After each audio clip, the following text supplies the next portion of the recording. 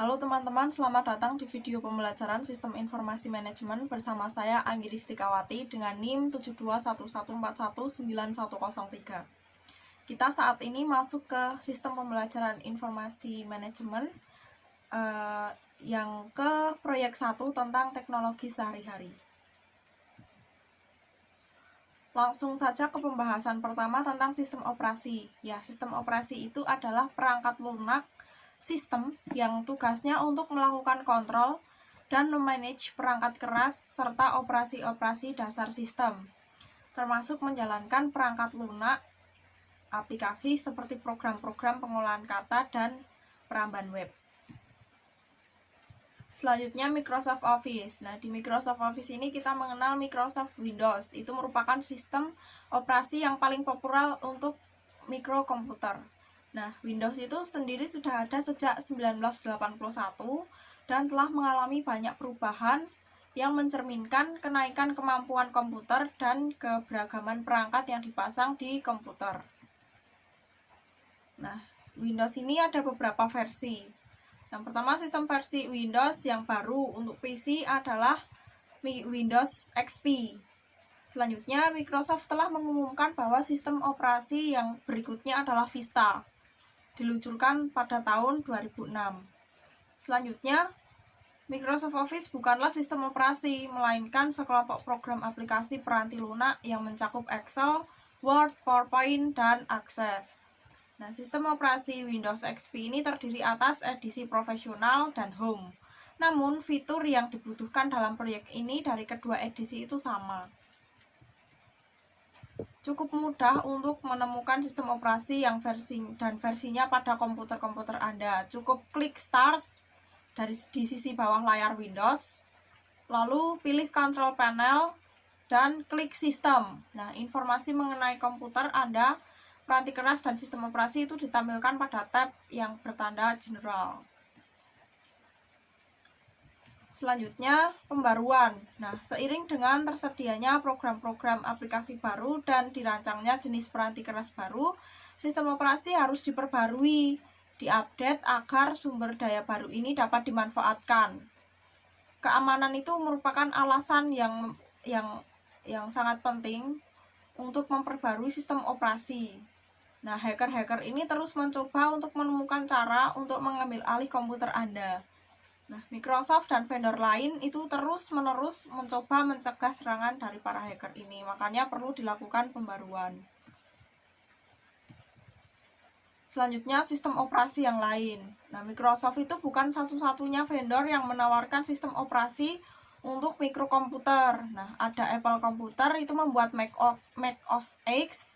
Dan selain itu ada juga komputer mikro standar dari Lenovo, Dell, Gateway, dan lain-lain itu dapat menggunakan sistem operasi Linux, Unix.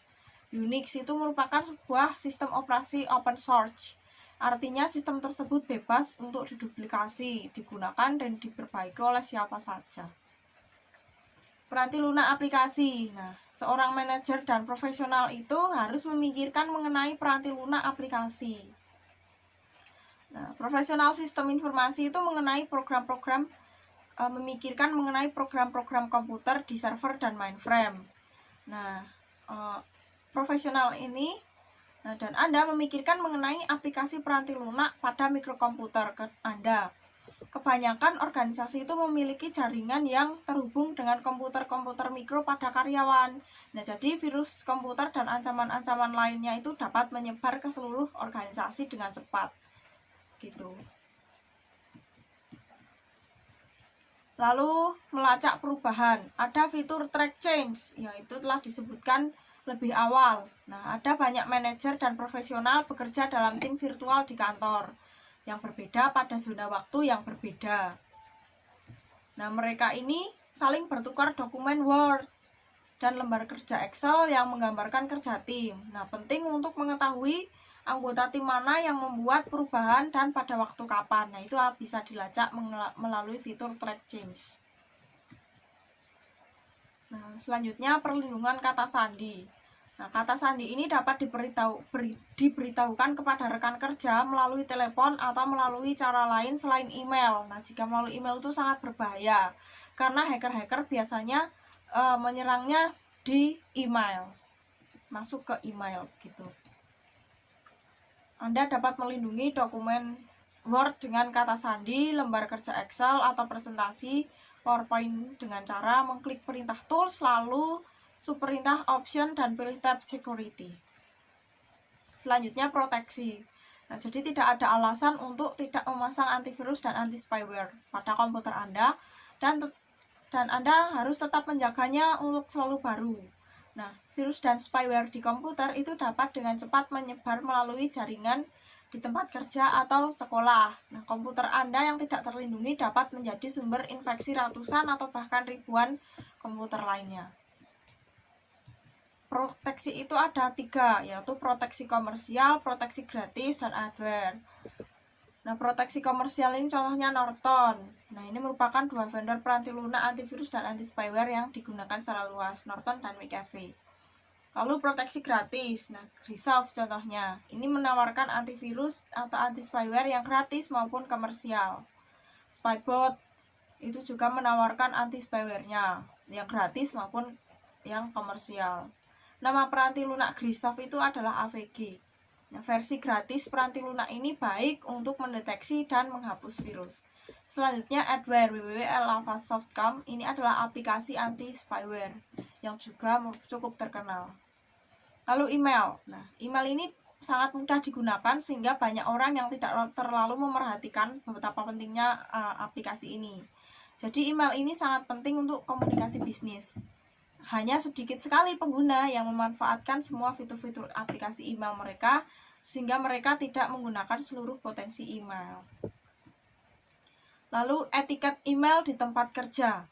Nah, pesan-pesan email itu dapat bertahan lama, jadi penting untuk berkomunikasi dengan jelas dan sopan di dalam email. Jangan mengirimkan email terlalu panjang. Jika Anda punya email yang panjang, nah kita harus membuat dokumen dan dilampirkan pada email tersebut. Lalu jangan merasa yakin bahwa email Anda tidak dikirimkan pada seorang. Nah, pasti bisa dikirimkan pada orang lain.